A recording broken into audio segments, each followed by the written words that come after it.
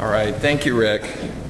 I shouldn't tell you what being department chair actually means. We had a funny situation a couple of weeks ago. We had all our new PhD students show up for the orientation, and with all the budget cuts at Berkeley, we have very insufficient janitorial service. So I just decided this cannot be. We cannot have our new students show up on campus and have dust bunnies going around the floor. So I showed up early and I was cleaning up, and the students are kind of rolling in, and then when we got ready to do their orientation, I stood up and started to talk. And I could tell they were thinking, wow, Berkeley is an incredible place. They have the janitor show up and give us a talk. But that's the reality of it now.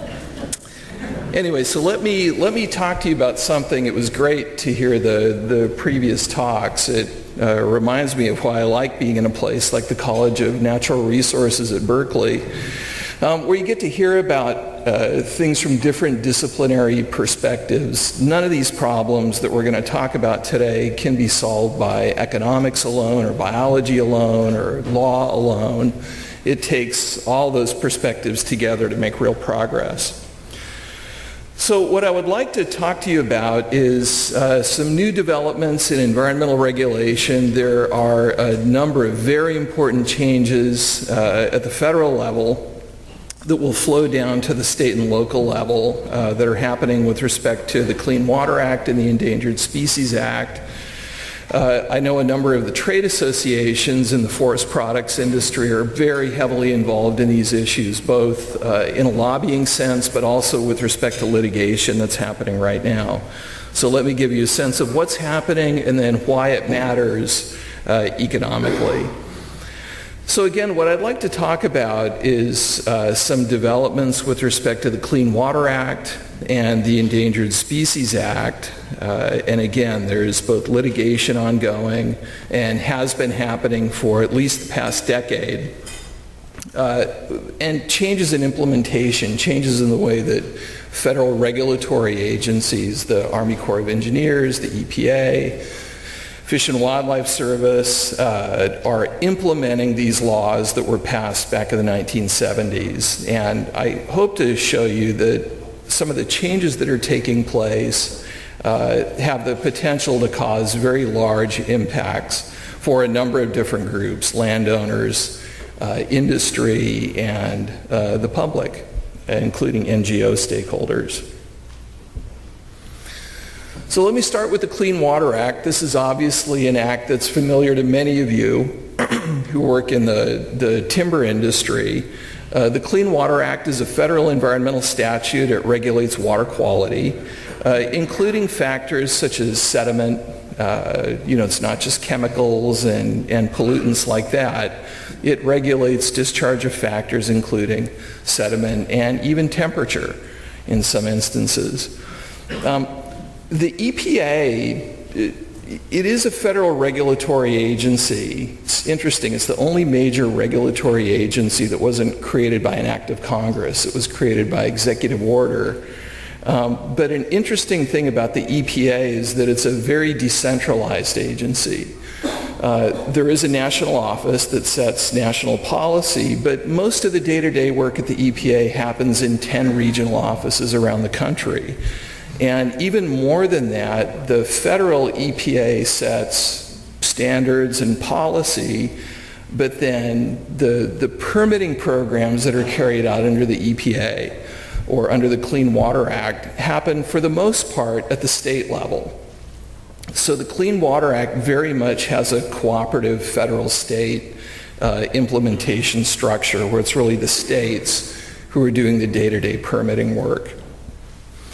An issue that's coming up now that is incredibly important and very controversial is the definition of what are known as waters of the United States. And I'm going to spend a little bit of time explaining why this is an important issue.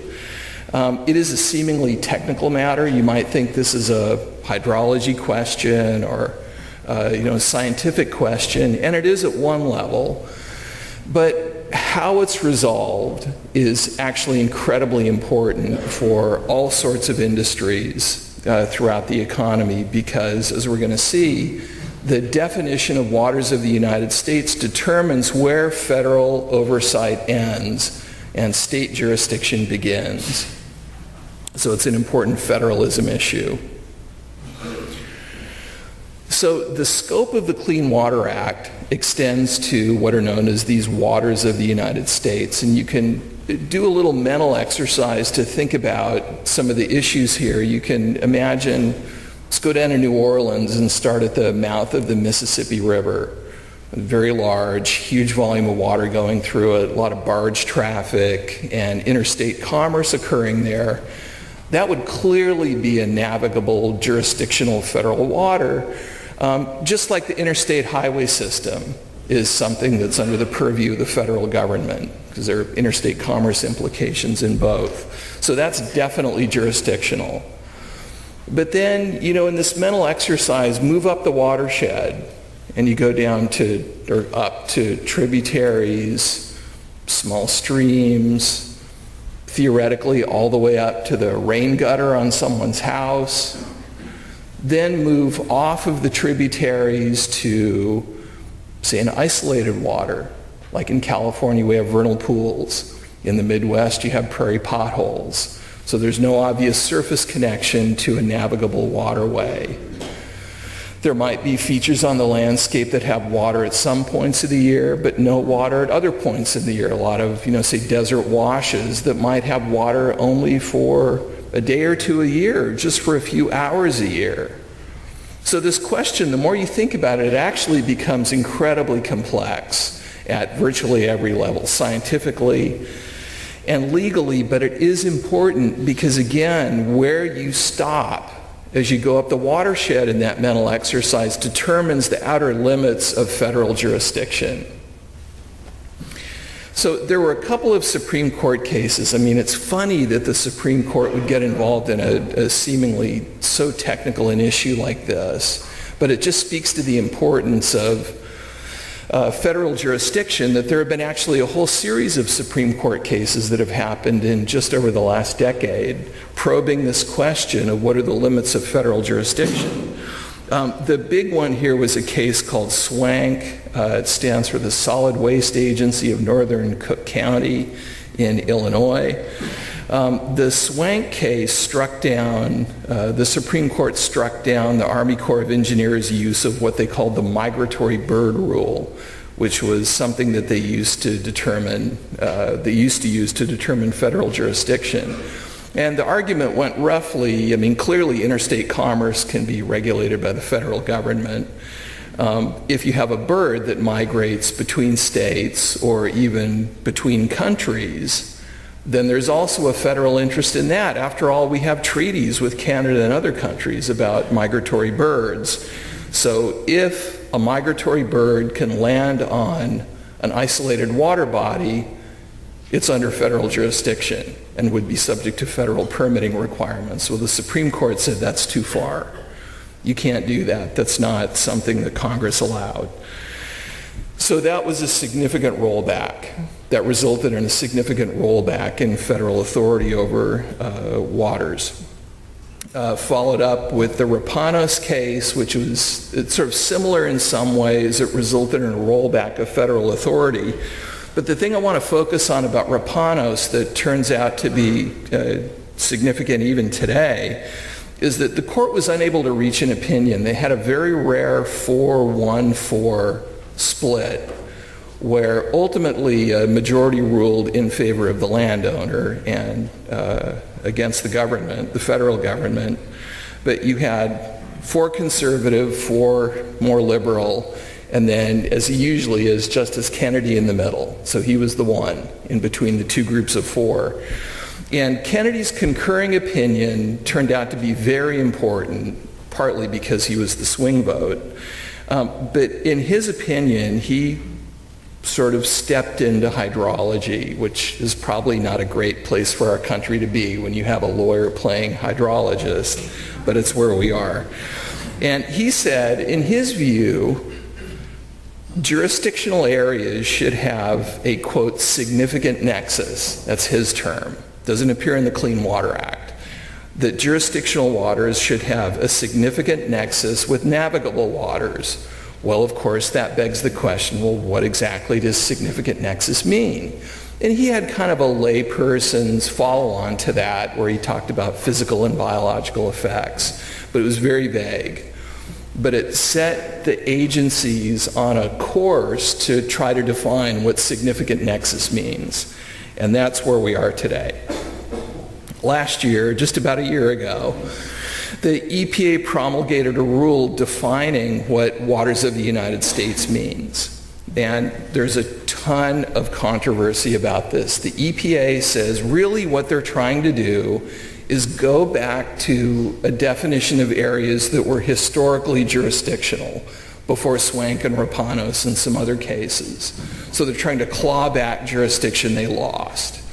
Opponents, including every major industry group you can think of, and I mean U.S. Chamber of Commerce, National Association of Manufacturers, National Association of Home Builders, American Forest Owners Association, you name it, National Association of Counties, so a lot of public groups have all come out and claimed that no, what the EPA is doing with this clean water rule has got a lot of problems, but on the ground it will be a huge increase in federal oversight over wetlands. So this is the controversy that's happening right now. In terms of where the legal state of play is, it's very hard to keep track of this. I'm not a lawyer. I teach in the law school at Berkeley, but I'm not a lawyer, and maybe some of you are attorneys here and can clear this up, but things change almost every week with this. It's kind of, let 1,000 lawsuits bloom, but there's litigation happening all over the country. The two things I wanted to mention, though, were 2 months after the rule got released by EPA in August 2015. The district court in North Dakota issued an injunction staying implementation of the act nationwide. The Sixth Circuit followed up with that and also stayed implementation of the rule, which is where we're at today. But there is a big fight going on over venue. What court is actually going to be hearing the industry lawsuits about the rule, so that's going to take a while to work out. It's very likely, from what I hear, that ultimately the Supreme Court's going to have to weigh in again on this. So there is a lot of uncertainty about where this is going to end up. But it has the potential to be a very large change in many people's view. Well, why is there such concern over this? Why would industry groups be getting so worked up about this? And here's where some economics comes in. I'm going to give you just some general observations and a couple of examples. The point, of course, is that permitting can be very costly. Permitting requirements can be very costly. Now, they generate benefits too, but I want to focus here just on what's happening with respect to the controversy over the Clean Water Rule. And I want to focus on just one part of the Clean Water Act, Section 404, which is a very important regulatory program carried out by actually the Army Corps of Engineers together with the EPA. And what Section 404 of the Clean Water Act does is it regulates discharge of dredged or fill material into waters of the United States. So activities like road building, home building, a whole number of public sector activities that have the potential to discharge soil, sediment into waters of the United States. These all require a permit under Section 404 of the Clean Water Act. If the waters that you're discharging into fall into this category of waters of the United States. Well, there are two types of costs that economists, including me, have analyzed with respect to these permitting programs. First is what I would call a transaction cost of obtaining the permit, and second are the permit conditions that might limit economic activity. Talk about the transaction costs first. These are very expensive permits to get. They can be.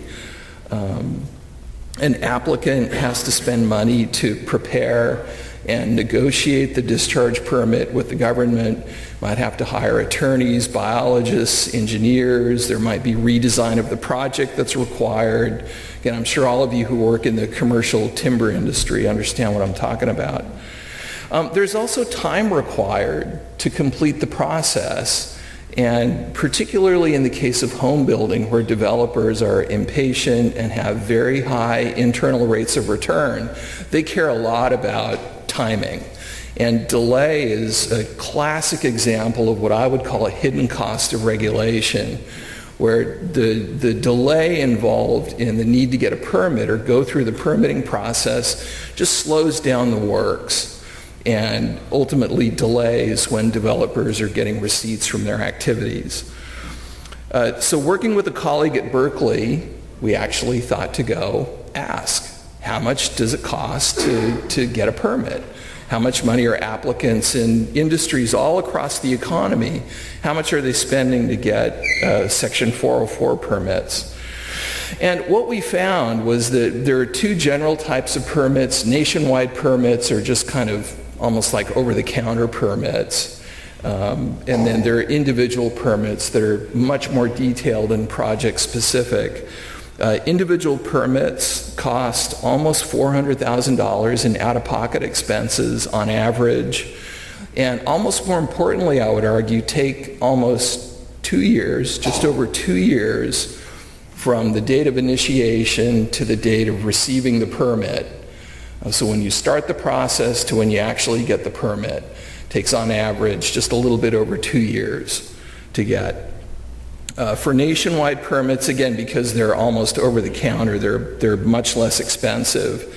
About a tenth as expensive, just over $41,000 in out-of-pocket costs, and about 313 days, so just under a year to receive. And by the way, this research was actually cited by both sides in the Rapanos case, because one of the legal issues turned on costs and whether applicants bear costs to get a permit. And I can tell you as an academic even, one Supreme Court mention is worth like 100 academic citations, because my phone started ringing the morning that decision came out, and it was fun.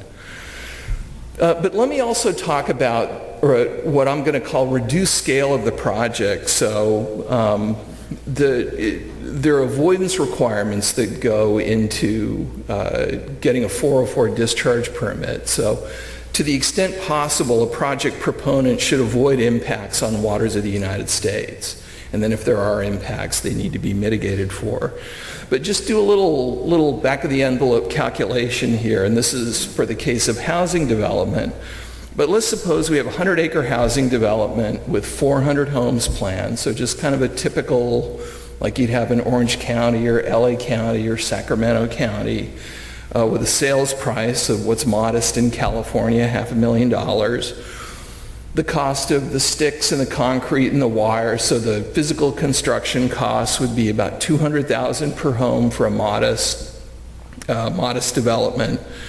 And let's suppose that to get the 404 permit, the developer has to avoid wetland impacts on half of the project site. So your 400 home project gets shrunk down to 200 homes, which is not that unusual of an outcome. Well, the implicit cost of that reduction in output is about $1.2 million per acre. Now, this is not an anti-regulatory statement. It's not saying that that's bad public policy, because there are benefits that go along with that too. But I think this will help you understand why the home builders and the mining industry and the Chamber of Commerce and the forest products industry get so exercised about Clean Water Act permitting. The implicit tax involved with a lot of these permit programs can be very, very large. Let me just say a word about a very recent Supreme Court case. This is the Army Corps of Engineers v. Hawks. This decision just came out a couple of months ago, and I was involved in this case as well, because the issue of permitting costs was central to this one. An issue with the Clean Water Act and waters of the United States is that there's no map of what's jurisdictional and what's not, right? There's nowhere you can go as a landowner to say, yes, definitely my property has jurisdictional wetlands or it doesn't. It has to be figured out in many cases on a case-by-case basis. So the Army Corps of Engineers established a process by which they'll go in and investigate before someone submits a permit application. They'll go in and do what they call a jurisdictional determination, where they'll look at land and tell you, yes, you need to go get a permit or you don't. And the question in this Supreme Court case was whether or not a jurisdictional determination was a final agency action that can be challenged in court. So in other words, if the Corps tells you, yes, you have waters of the United States on your property, can you sue them to get that overturned? And in a unanimous decision, the Supreme Court said, yes, you can. And the rationale hinged on these economic impacts. Because the permitting process itself is expensive to go through, it has an immediate economic impact on landowners. And so that's something that can be challenged because there is immediate injury. So that just happened, and it could result in a very significant change to how the Army implements this program. All right, in the few minutes I have left, let me talk a little bit about critical habitat. It's economically very similar to a lot of the types of programs I've been talking about under the Clean Water Act, but there have been a lot of changes in the way that critical habitat is designated recently. This has always been a controversial part of the Endangered Species Act because what it does is it shines a light on particular pieces of property or particular areas.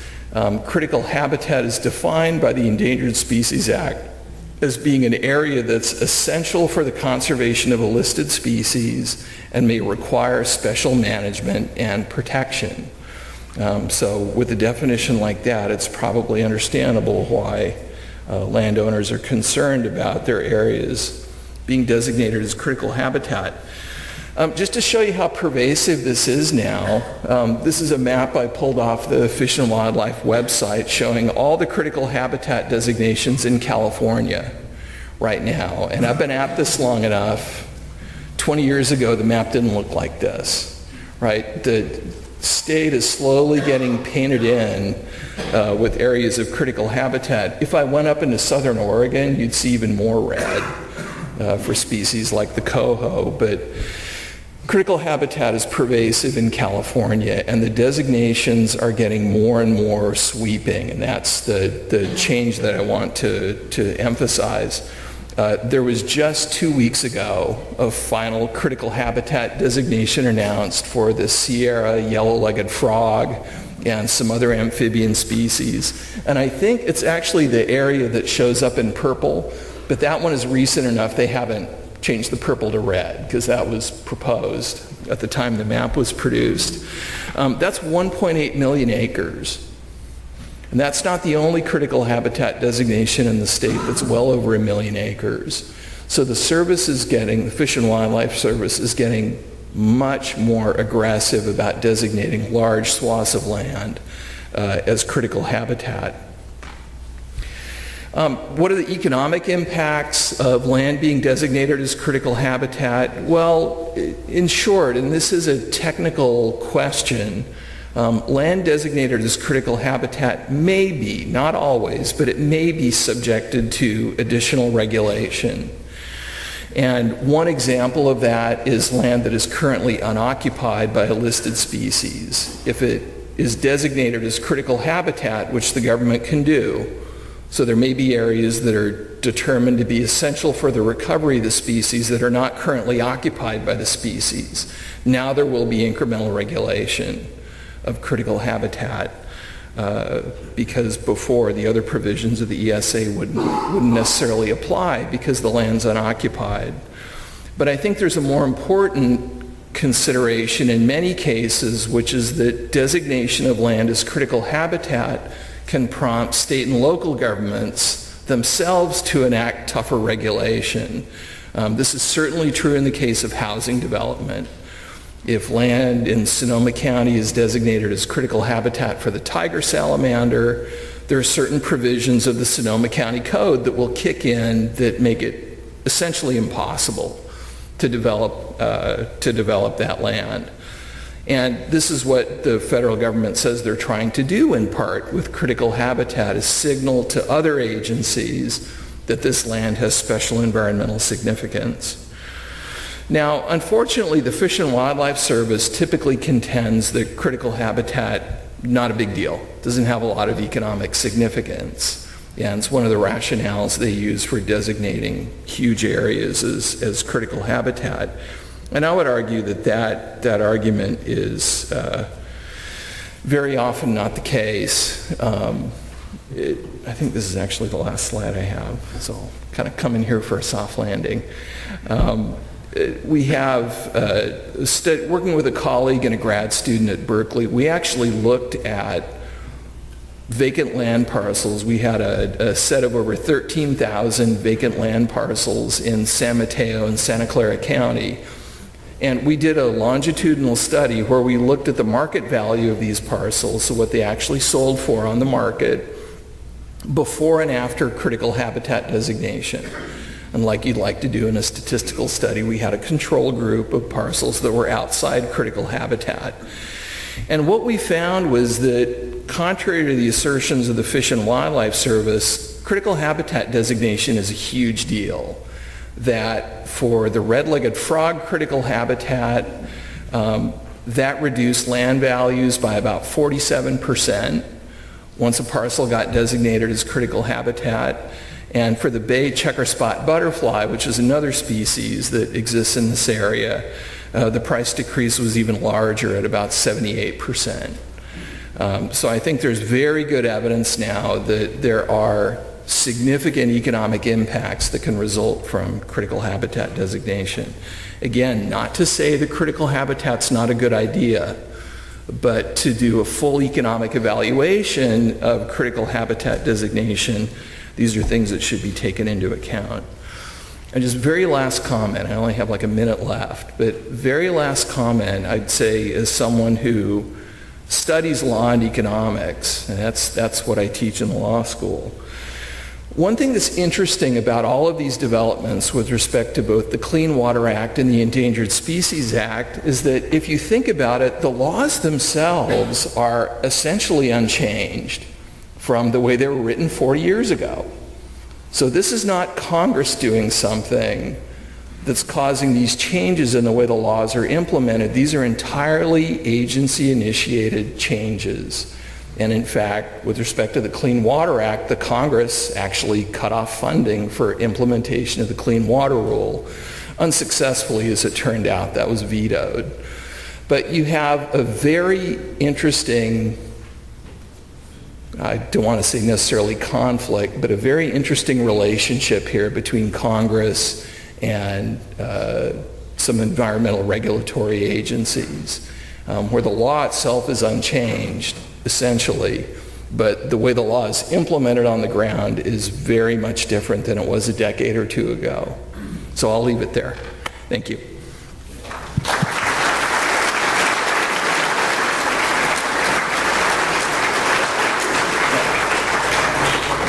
Question or two?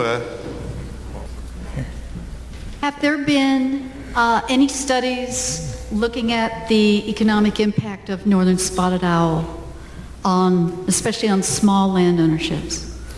There have. I can't, sitting here, I can't tell you what the findings were, but because that was such a controversial program under the ESA, there were a number of economic studies, and maybe Rick, there were economic studies that were carried out about the impact that spotted owl implementation had on small communities. But maybe you have more detail than I do. Yeah, I don't have the specific references, but there are, and Claire, I could get some of those. I don't mean to put you on the spot, but you're good on your feet. Jim Abel. It is the policy of the spotted owl thing that any small landowner that has a spotted owl in or near their property, they will donate 100 acres of their best timber to be set aside, and that's been currently going on for the last 5 years, and that can be significant when you look at stand of redwood might be worth $25,000 an acre. You get $1 million, but pretty easily. Yeah. It is significant. Yeah. Well, maybe Fish and Wildlife Service thinks that's insignificant. I don't know where their income comes from. I'd say too that, I started out talking about this clean water rule that would redefine waters of the United States. One of the major legal challenges to that is that the federal government didn't adequately consider the impacts on small businesses they're required to do a number of special analyses if there are significant impacts on small businesses, and the claim is that they didn't do that, and even the Small Business Administration has claimed that. Thank you very much. Thank you.